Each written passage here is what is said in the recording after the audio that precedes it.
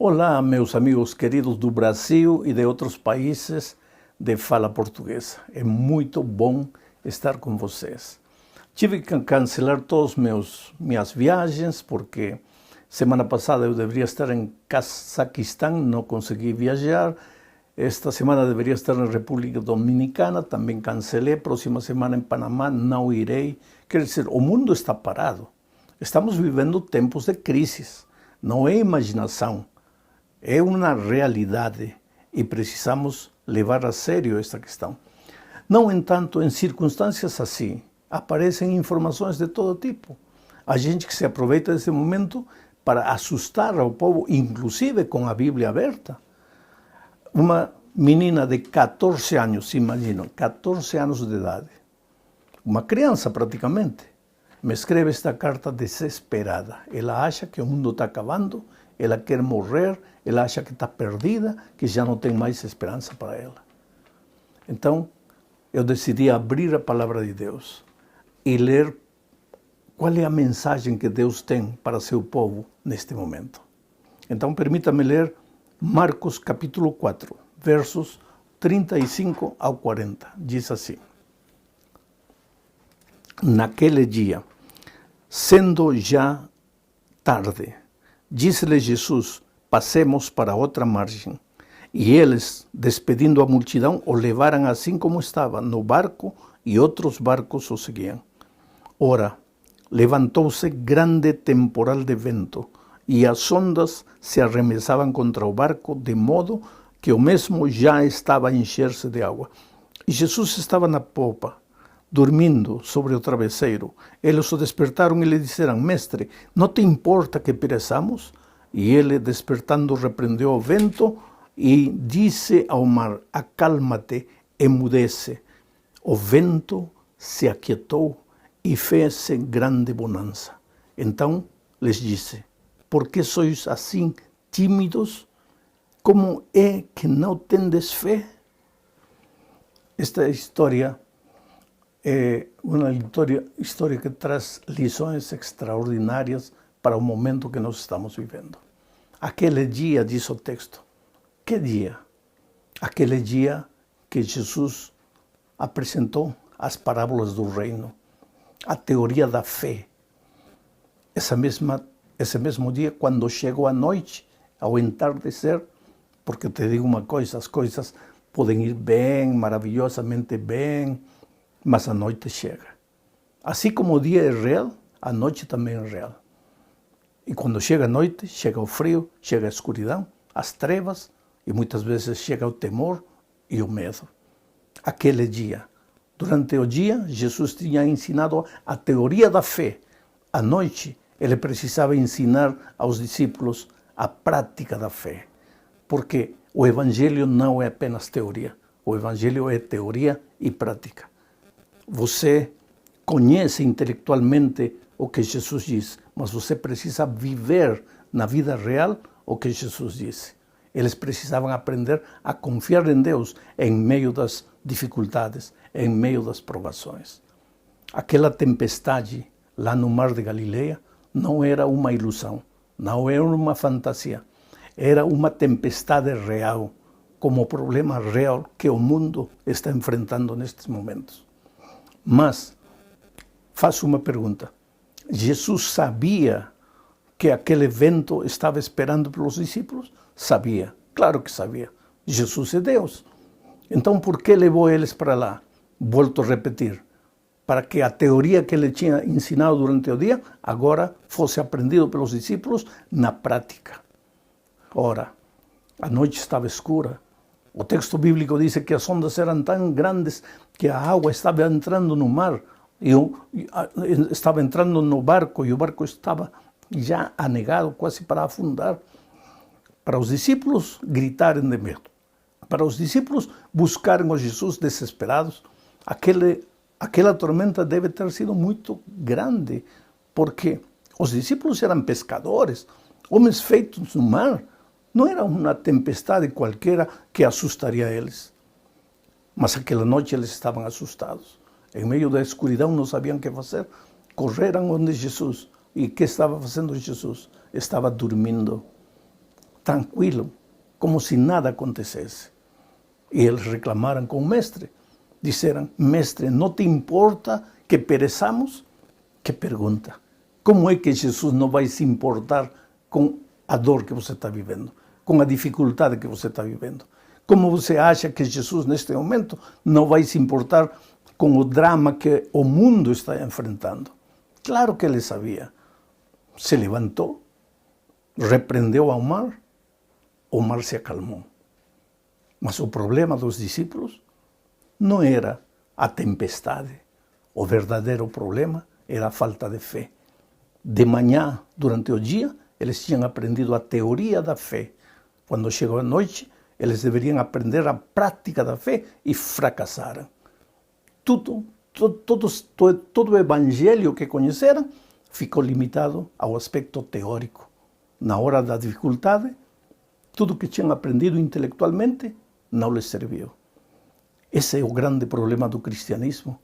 Vivemos de teoria em teoria, mas a vida cristã é experiência real com Cristo. É enfrentar a vida, as circunstâncias da vida, acompanhados do Senhor Jesus.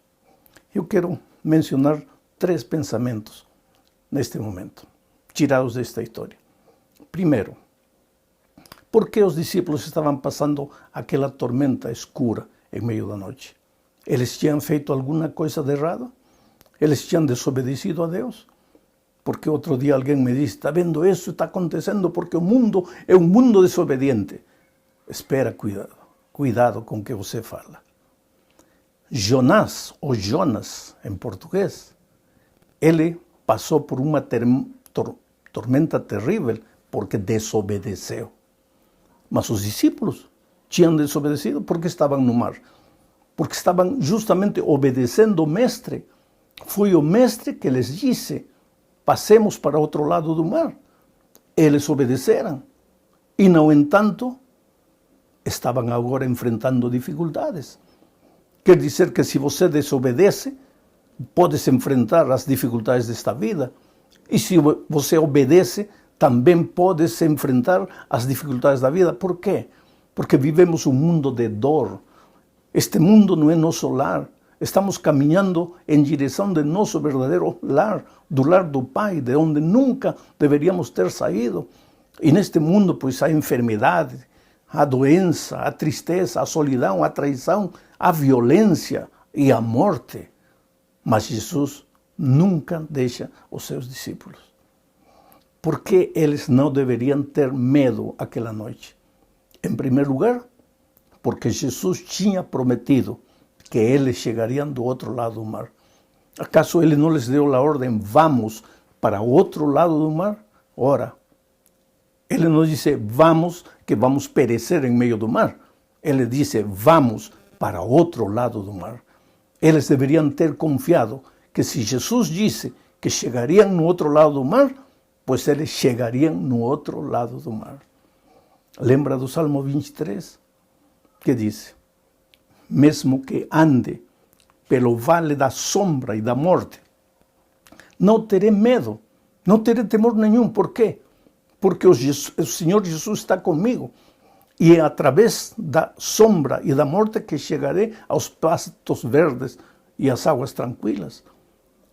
Precisamos, em momentos como este, aprender a confiar no Senhor Jesus. Eles não deveriam ter temido, porque a sua promessa era: chegaremos no outro lado do mar. Você conhece as promessas divinas? Você confia nas promessas divinas? Em segundo lugar, eles não deveriam ter medo, porque Jesus estava com eles. E se Jesus está com você, por que temer? Por que desesperar? Por que achar que agora chegou o fim do mundo e você está perdido? Por quê? Deposita em Jesus sua esperança. Claro que estamos vivendo em momentos difíceis. E claro que tudo que estamos vendo anunciam que o dia da volta de Cristo está chegando. Se lemos Mateus 24, veremos todas as sinais da volta de Cristo. E Jesus disse: quando você perceber todas estas coisas, preparai-vos, porque a promessa está perto, a vinda de Jesus está próxima.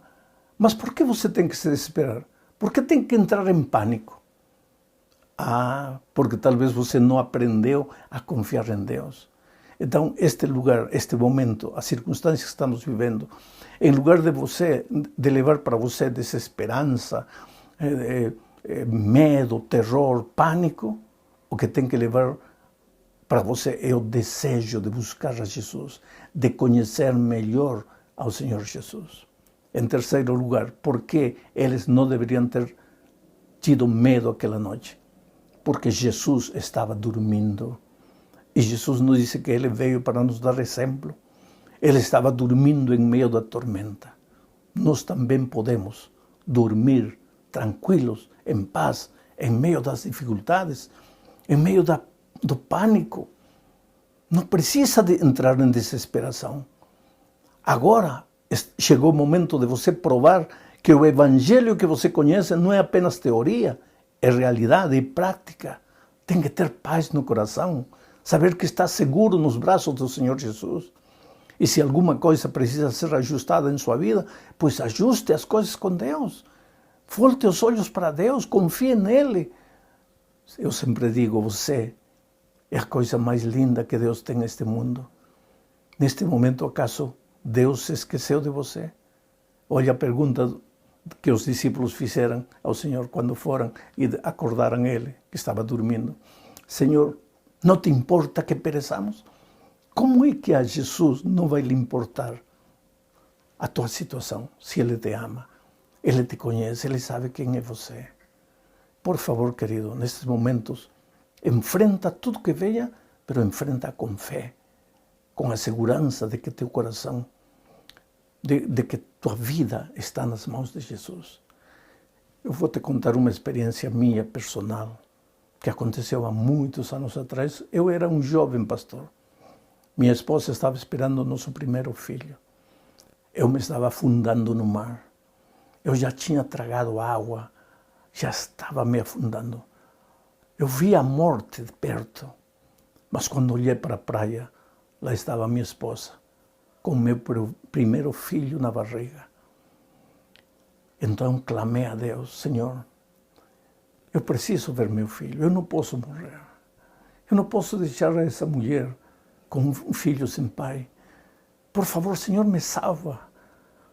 E não sei o que aconteceu, eu afundei. Mas quando acordei, eu já estava na praia. A equipe de resgate tinha chegado. Joguei muita água dos que tinham tragado, mas aqui estou eu. Ao longo da minha vida, tenho sentido a mão poderosa de Deus.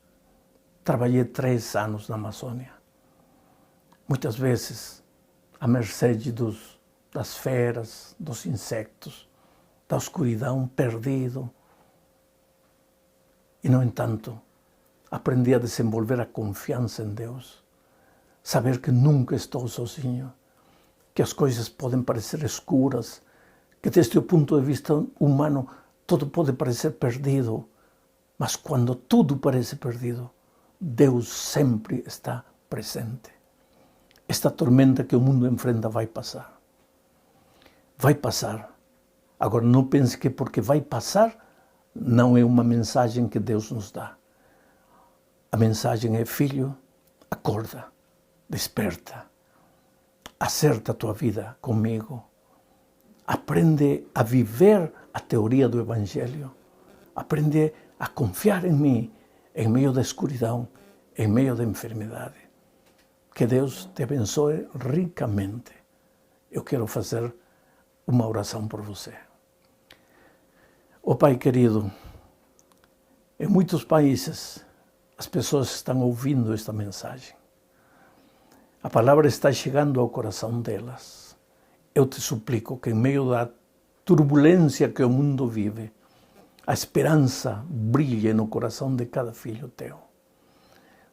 Talvez esta seja uma oportunidade para repensar a nossa própria história.